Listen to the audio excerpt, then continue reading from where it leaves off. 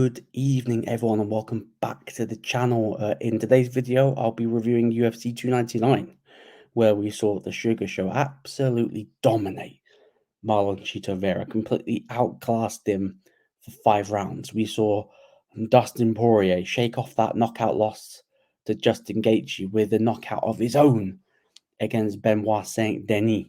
And we also saw Michael Venom Page make a successful UFC debut with a good win against Kevin Holland.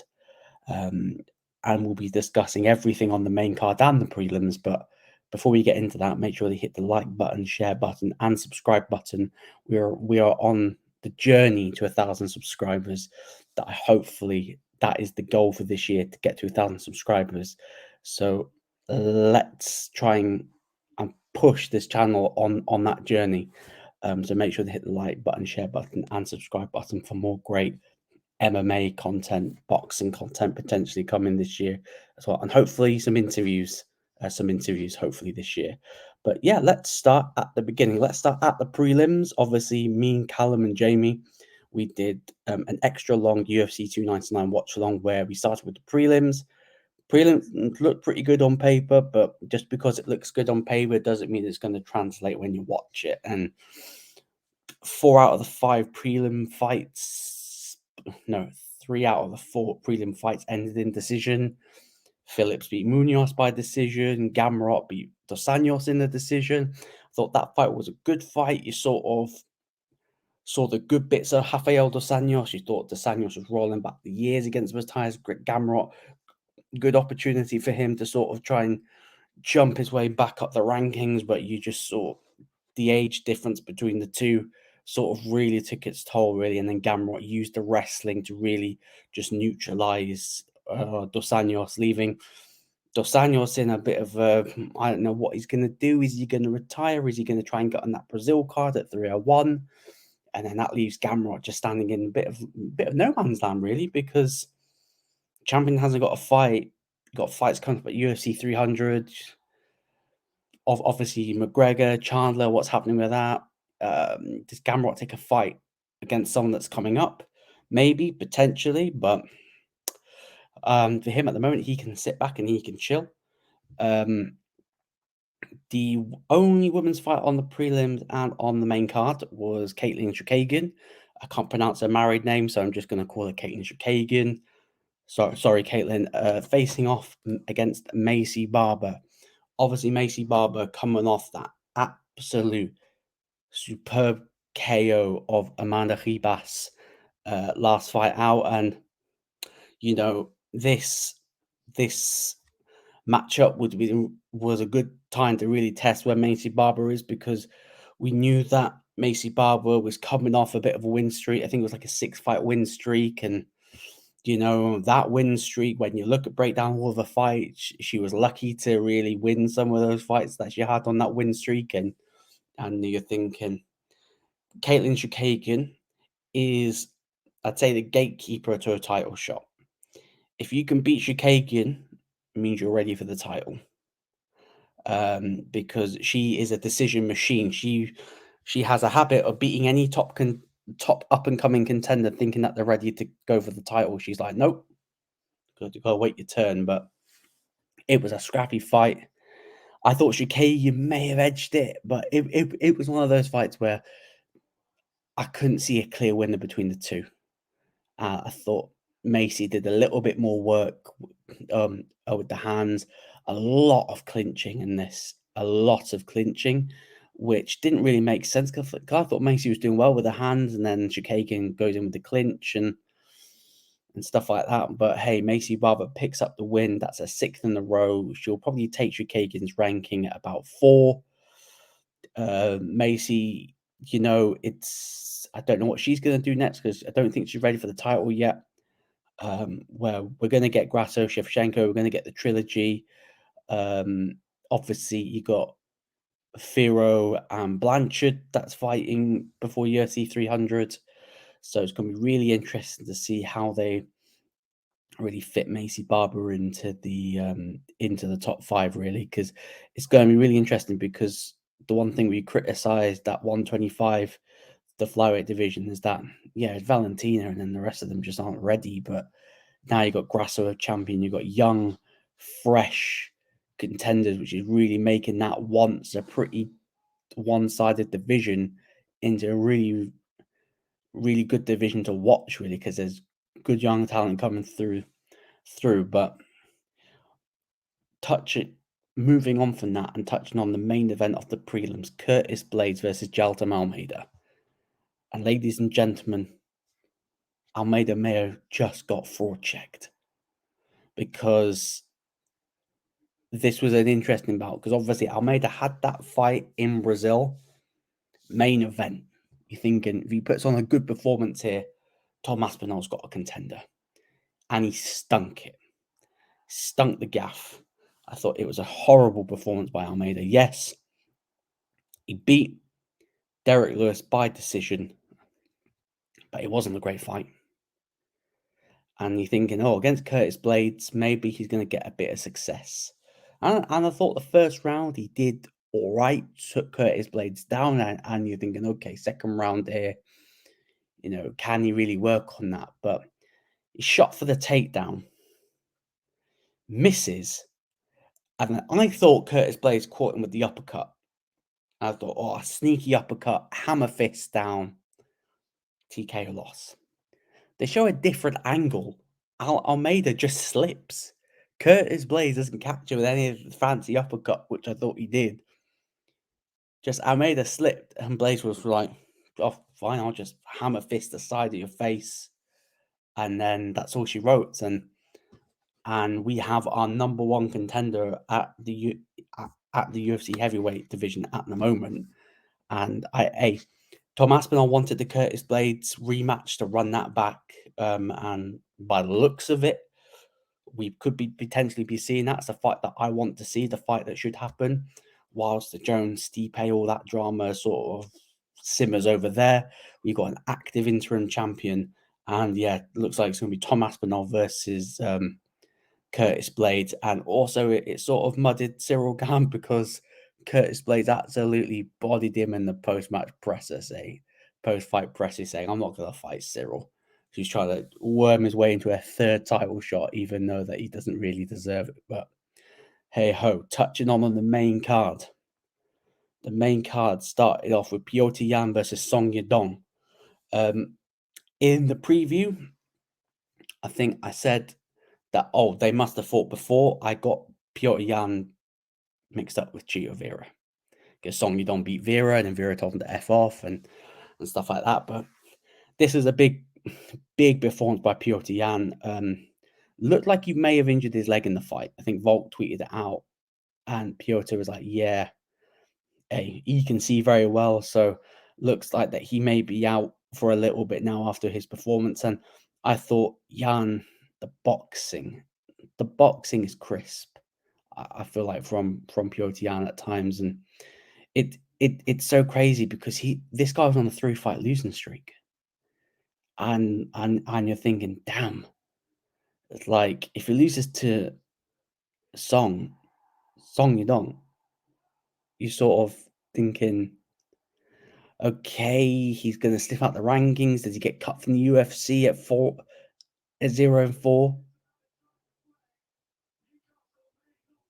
And, I'm just wondering, okay, Yan needs a good performance. And to be honest, he got a good performance. He put in a great performance. He definitely deserved the win. Where does that put Yan now? Well, at the moment, it's going to put him down on the injury table. So it's going to be very interesting to see when he comes back how the division shapes up. But I'll do a separate video tomorrow about who I think how the fights are going to shape up based on the events of UFC 299. But we're just going to touch on my opinions on the card, which I thought was a good card overall. Great card overall. But speaking of great cards, great fights, Gilbert Burns versus Jake Della Maddalena, and hey, the Aussie slept Gilbert Burns in the end. And this was a really tough matchup for Della Maddalena, because he's a predominant boxer. His takedown defense needs it's not the greatest. I thought he did well in the Gilbert fight, for little bits, but Gilbert was taking him down at will, and you're thinking, this was a nightmare matchup for Jack, because you're giving Gilbert a great opponent type, because you're thinking, well, you give me a guy that can't really wrestle, he hasn't got great jiu-jitsu, and I'm a jiu-jitsu king, and I've got hands as well, because you know that Gilbert got a thunderous right hand, and I thought Gilbert was winning the fight 2 rounds up. You're thinking it's got Jack against the cage, and you're thinking, damn, like Gilbert's gonna do it, but Jack rolls out. Gilbert tries to go for the takedown, and Maddalena just gives him the jumping knee, busts his nose, and then he knocks out Gilbert Burns, and the only person to knock him out at welterweight was Kamaru Usman. In the title fight. So that's a massive win for Jack, and that really catapults him in the top 4, top 5. Called out Shavkat. I like the matchup, but Shavkat's injured. He's not going to be around till at least August, because obviously Ramadan has just started, so he'll be taking part in that.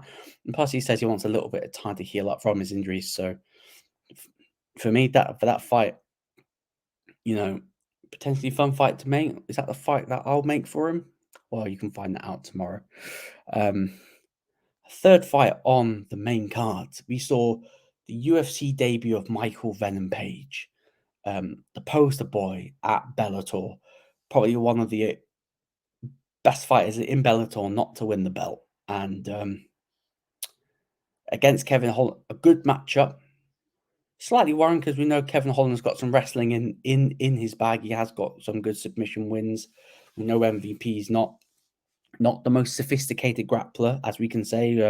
Me and Callum saw that firsthand when we saw him fight for the interim Bellator welterweight title against Logan Storley, and I felt so sorry for MVP, because he just got absolutely bullied on the ground. Even though Storley didn't do much, we definitely booed Storley out of that building, and like an absolute troll, just trolled us all in the audience. It was absolutely gutting. But on this, I thought,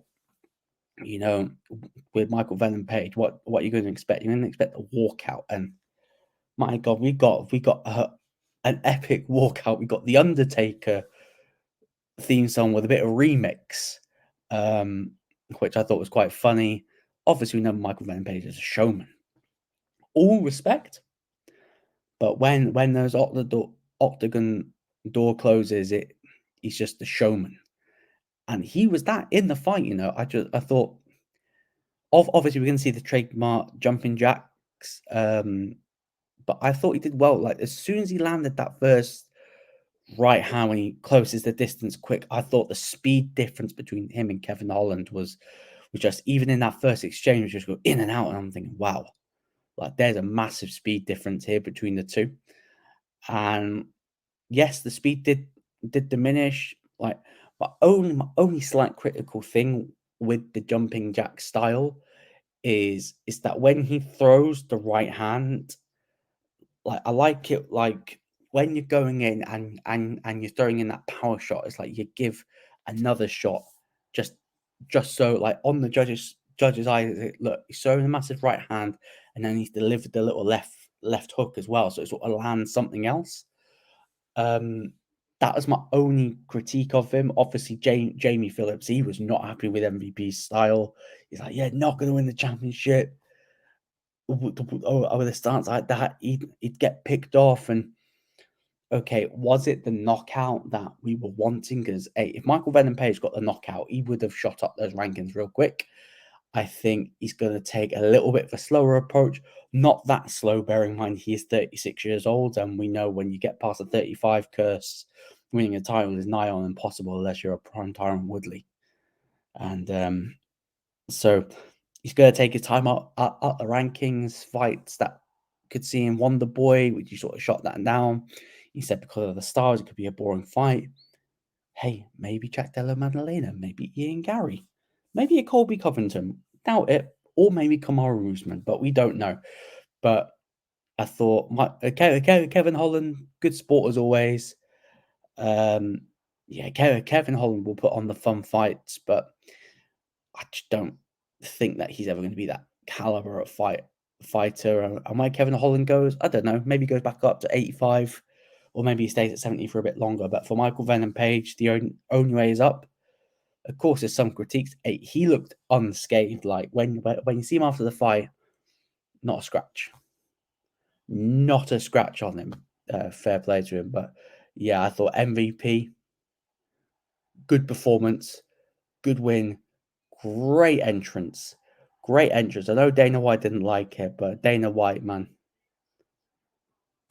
Yeah, Dana White's not liking the charismatic walkouts. You're not meant to allow the fights any personality. Like, you don't want us to get behind the fighters by giving us great walkouts. Crazy, mental. That maybe I'll touch on that in a separate video. But co-main event, Dustin Poirier versus Benoit Saint-Denis, and I'm building up predictions. I was like, Benoit Saint-Denis, he's my guy. He's my guy this year to watch because he's really exciting. He's going to put the pace. He's got power. He's got hands. Ground game's all right. Obviously, this week had what it looks like a staph infection, which got covered up with a hat in one of the press conferences, and which is now confirmed that he did have a staph infection, and maybe the antibiotics, played a part in his poor performance. But I was so gutted on the stream. If anyone saw me on the stream, I was absolutely gutted. Benoit, and then he got knocked out. He got slept as well. I was like, no, Benoit got slept. But hey, Dustin rolled back the clock. He rolled back the clock. And one thing that I think me and maybe Jamie, I know a few fans online was like, man, Dustin's just waiting around. Just waiting around to fight Gaethje or fight for the title. Fought Gaethje, got knocked out, and he's taken the time off, which I thought was a good move. I'm thinking, who's Dustin going to fight against? Is he going to wait around to get the top guy, or is he going to take a risk? Is he going to take a risk against Benoit Saint-Denis or someone around that end of the rankings, like a Moicano, like a Dober, or someone that doesn't got a mass where Dustin's in a lose-lose? And he took the risk against Benoit because, hey, if Dustin would have just scraped a decision win, people are going to go, oh, media performance, not good. If he just scraped a dodgy decision win over Benoit.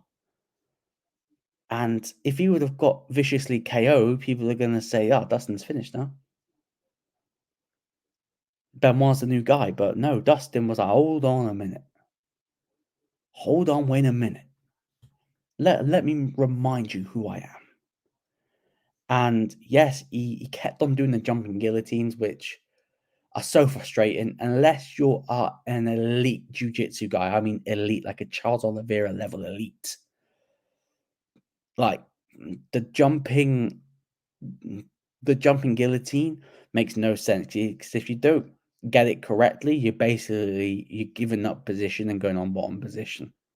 McGregor did that against Poirier in the third fight, went for the jumping guillotine, failed. Dustin tried several times, and no, but yeah, Dustin,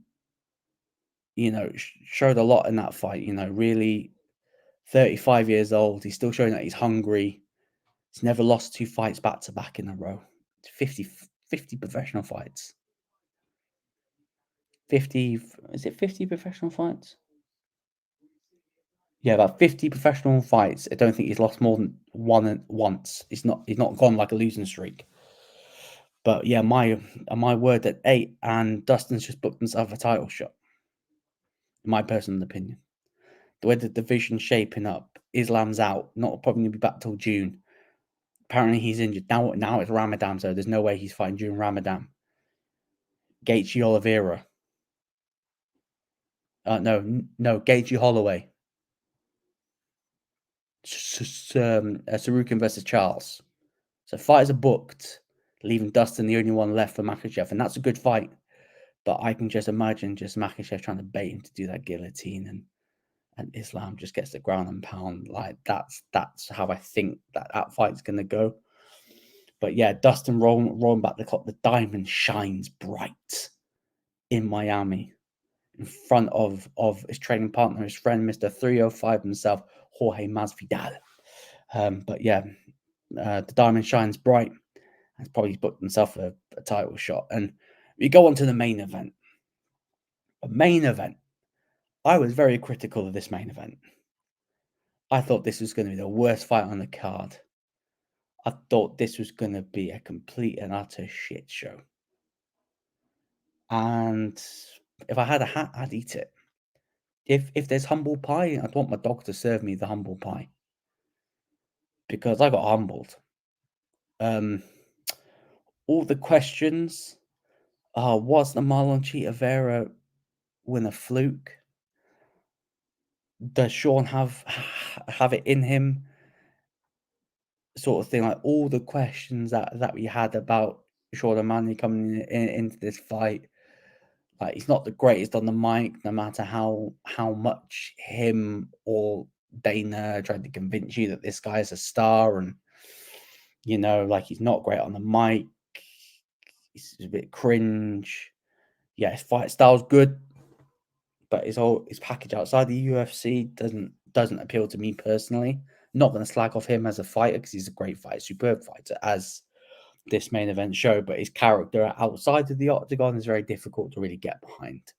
Like, not as in like a hateful way, I just don't really connect to him as much. But hey, what's the one way to connect to people if you're not really great on the mic and you put on banging title defenses like you did tonight, like you did against Marlon Vera? Absolutely dominated. Won every single minute of every single round. Marlon Vera, all credit to him, never's been finished inside the octagon. Showed heart, showed desire, that kept on going. But did you see his face afterwards? Did you see his face afterwards? That face, he's got a couple of broken orbital bones, maybe a cheekbone. It's been effed up, but he just kept on going, kept on fighting. But Sean O'Malley that was a star-making performance. That was a real star-making performance. You've avenged your only loss, which now looks like that was a fluke. It was just a lucky kick that shut down the perennial nerve. That's what it looked like now. Just luck. But Suga Sean, Dana said it was the most watched bantamweight fight of all time. We know what the PR is going to be. Are they going to push him? And hey, with performances like that, you'll turn a lot of people around. You'll maybe even turn me around. I'm starting to warm to him a little bit. But there's still work to do. Merab was in the crowd. They didn't show Merab at all. O'Malley sort of like bodied Merab in the back when it's like, hey brother, like, you want to fight me next? And Sean's like, huh? Who? Sort of thing. And he called out Ilya and Spain, and yeah, big fight, but we need to let both of them cook in their own divisions for a bit longer. And hey, in a few fights time, if they've both still got belts and the first Spain show was a success, then yeah, definitely go to Spain and have champ versus champ. Even though the champ versus champ thing's gone cheap, it's gone cheap now because a triple champ's been done in one.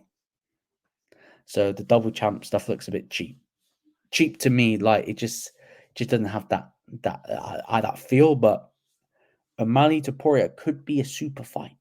Looks like a super fight. If the trajectory is the same, we wouldn't want to do that fight too early because I'm massively critical. You need to have multiple title defenses before you jumped up a division. Volk did it, so Suga Sean and Topuria should be no different. But that's a big fight to make. I personally think that Sean O'Malley knows the game, and he knows, I think he even mentioned it, that he knows that if he keeps winning, that fight's going to be bigger. And he's a smart guy, because let's be honest, you look at that division, right? He's probably going to fight Merab next. I don't know how that's going to go because, yeah, again, we've not seen O'Malley wrestle, use the grappling. I don't know how good he is, like, with the grappling. But, yeah, massive Sean O'Malley. Great performance, great card overall. You know, especially with a great card. If the main event leaves you feeling good, like good and stuff, like a good feeling, then you know that it was a banging show. And you know what? Yes, we've got a few fight nights coming up in the Apex. I may or may not do watch alongs and stuff towards it, just depending on when they're on and stuff like that. But with regards to this, like, this warms us up perfectly for UFC 300, which is going to be another banger. And hey, if anyone wants to watch me, Jamie, Callum, and guests, because we were supposed to try and get guests on for UFC 299, stuff couldn't work out. But however, the extra long watch along was for a practice run for UFC 300. And apart from me nearly falling asleep in the main event, not because it was rubbish, just because I was knackered, then make sure everyone check out the Sanderson show, check out Jamie Phillips football chats. Links will be in the description, and make sure you tune in tomorrow when I'll be doing a fights to make back on the back of UFC 299. But everyone that's watched the video, make sure to hit the like button, share button, and subscribe button, and I'll see you all very soon. Peace.